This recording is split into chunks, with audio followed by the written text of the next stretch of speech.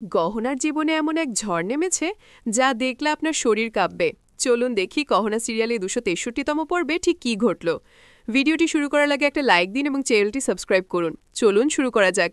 এপিসোডের শুরুতেই দেখা যায় গহনাকে জোর করে বিছানায় শুইয়ে রাখা হয়েছে, সবাইকে বন্দি করে রাখা হয়েছে। কাকাবাবু গহনাকে উদ্দেশ্য করে বলে, গহনা, তুমি ভুল করেছো, তাই শাস্তি পাবে। তুমি একা নও, তোমার সন্তানও। আমি তোমার অপারেশন করব, কিন্তু ধীরে নয়, একেবারেই করব যাতে তুমি ব্যথায় চিৎকার করো, আর আমি সেই চিৎকার শুনে মজা পাই। এই বলে কাকাবাবু চাকু হাতে গহনার পেট কাটতে এগিয়ে যায়। গহনা ভয়ে কাঁদতে থাকে, হাত জোর করে অনুরোধ করতে থাকে।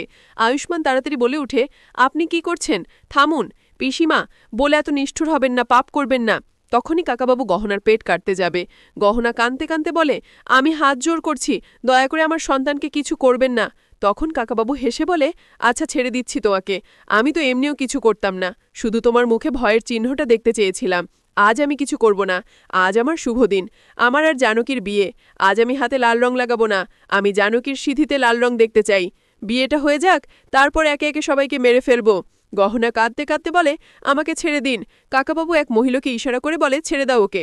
গহনা ছুটতে গিয়ে আয়ুষ্মানকে জড়িয়ে ধরে। তখন আয়ুষ্মানের বাবা রেগে বলে, এখন তো নিজেকে ঠিক করো, কেন ওনাকে ধাক্কা দিলে? আমরা এমনিতেই সমস্যায় আছি, তুমি আরও বাড়াচ্ছ। আয়ুষ্মান জবাব দেয়, এই সমস্যাটাও গহনাই খুঁজে বের করেছে, নিজের রাগ গহনার উপর চাপাবেন না। আর আপনি তো নিজেও কাকার উপর হাত তুলেছিলেন, তাহলে গহনা ধাক্কা দিলে সমস্যা কোথায়? বাবা বলে, রিয়েক্ট করতে হলে জায়গা বুঝে করো, সবসময় বইয়ের পাশে দাঁড়ালে চলে না।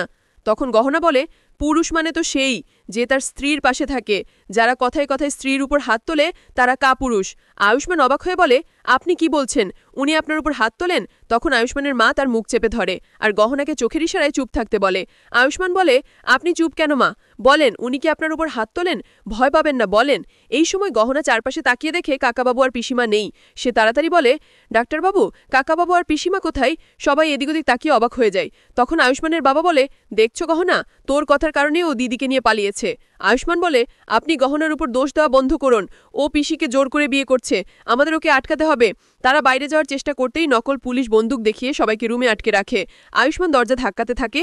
আলিয়া বলে, এখন আমরা তো রুমে বন্দী হয়ে গেলাম, এখন কি করব? অন্যদিকে দেখা যায় কাকাবাবু জানকীকে জোর করে বিয়ের মণ্ডপে এনে বলে, পণ্ডিতজি বিয়ে শুরু করুন। জানকী কাঁদতে কাঁদতে বলে, আপনি এটা কি করছেন? এমন করবেন না।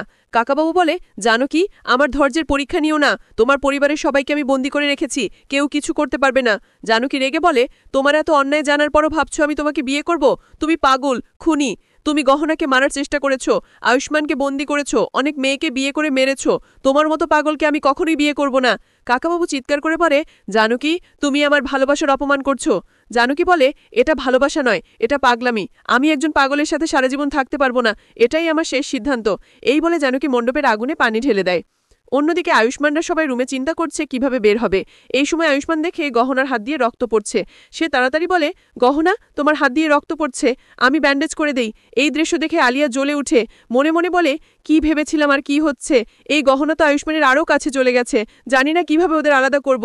আয়ুষ্মানের বাবা তখন বলে, ও যদি জোর করে জানকীকে বিয়ে করে ফেলে, আমরা কি করব? গহনা এগিয়ে গিয়ে বলে, বাবা আপনি চিন্তা করবেন না, আমি ফুফুর বিয়ে হতে দিব না। কাকিমা হেসে বলে, তুই পাগল, ওর কাছে বন্দুক আছে, গুলি চালিয়ে দেবে। বাবা বলে, আমাদের এখান থেকে বের হওয়ার রাস্তা বের করতে হবে। গহনা চারপাশে তাকিয়ে বলে, একটা উপায় আছে, ডাক্তারবাবু ডাক্তারি বুদ্ধি দিয়ে আমাদের বের করব। অন্যদিকে দেখা যায় কাকাবাবু জানকীকে জোর করে পিড়িতে বসিয়ে পণ্ডিতকে বলে, বিয়ে শুরু করুন। পণ্ডিত মন্ত্র পড়া শুরু করে। এইদিকে গহনা সবাইকে হাতে কাপড় দেয়। আয়ুষ্মানের বাবা বলে, তোমার বুদ্ধিতে ভরসা আছে?